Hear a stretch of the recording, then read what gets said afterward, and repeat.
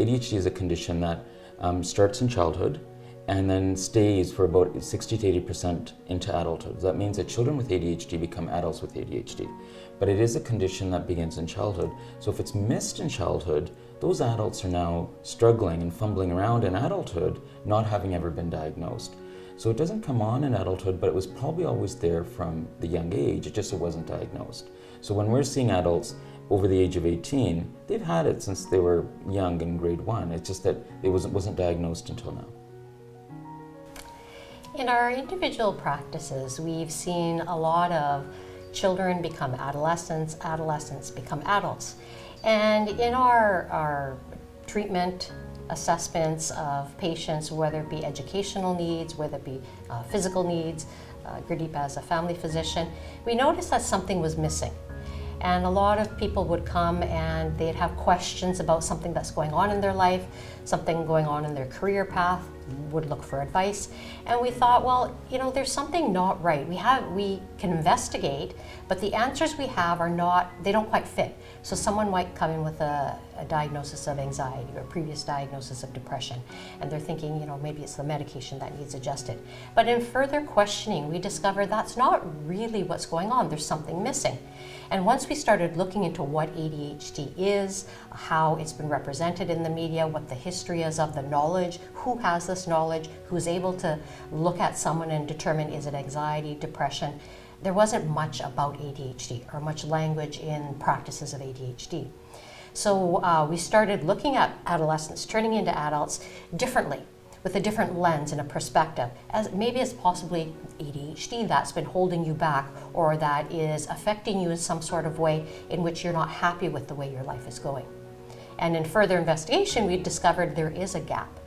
So recognizing that adults are struggling and they're lost, we set up the center some years ago so that there was a place that adults could refer themselves to figure out if they have ADHD or they have a coexisting condition with the ADHD like anxiety or depression. And then if we were able to sort out if they have ADHD, what could be done for it? So as a nurse practitioner, people respond in different ways when I give them the diagnosis of ADHD. Some of them are excited, they're happy. Others are very emotional, brought to tears. They finally are finding out that, okay, there is something wrong with them, and not necessarily in a bad way, but there is something that is causing them to feel the way they do. They can finally have validation for their struggles that they've gone through their whole life. And this might be stereotypical, but you would expect, or potentially expect, the mother of 3 to be more emotional and the construction worker to be more excited, but it can actually be the opposite. So it's quite validating for them, and it's validating for me as a provider to be able to provide that diagnosis and at least provide them now with guidance or a diagnosis that they can look for treatment for moving forward in their life to be more successful. So the future of adults with ADHD, I think, is quite positive. I think we as a society now recognize that adults can have ADHD, and we didn't as recently as 5 to 10 years ago. It's mentioned on social media, it's being mentioned in shows and sitcoms and movies, so the awareness is there. And in fact, people often say, I came because my partner thinks I might have ADHD, or my mom or dad think I may have ADHD. And so I think there is an increased awareness, which is really good, because now people are asking the question. And I think the stigma with ADHD has also started to be chipped away at. The future now holds a lot of hope for people with ADHD. I think there's a lot more options for assessment and treatment. We're always doing research on which medications are the best and which non-medication approaches are the best. And so my comment would be that I think patients with ADHD should look for, first of all, clarifying whether they have ADHD or not, but then looking for what is the best way for their ADHD to be managed.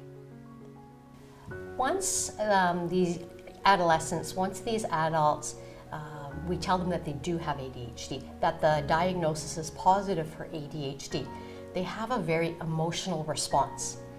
And that emotional response takes a bit of time during our assessment for them to process a relief of, I knew there was something wrong, I'm finally assessed, I now have a name I can put to my life story, what I've gone through. And after that emotional response, they collect themselves, get themselves together, knowing, okay, now what's the next step? Now that I have this diagnosis, how can you help me? What are the things I can do to improve my life? Because I have ideas of what I want to do in my life. I have dreams, I have hopes, I had them then, I still have them now. Help me move forward.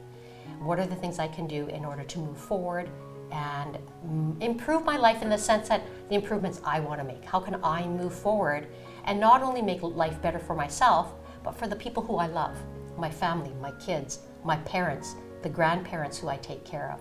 I'm on a journey of healing and moving forward and becoming strong as an individual.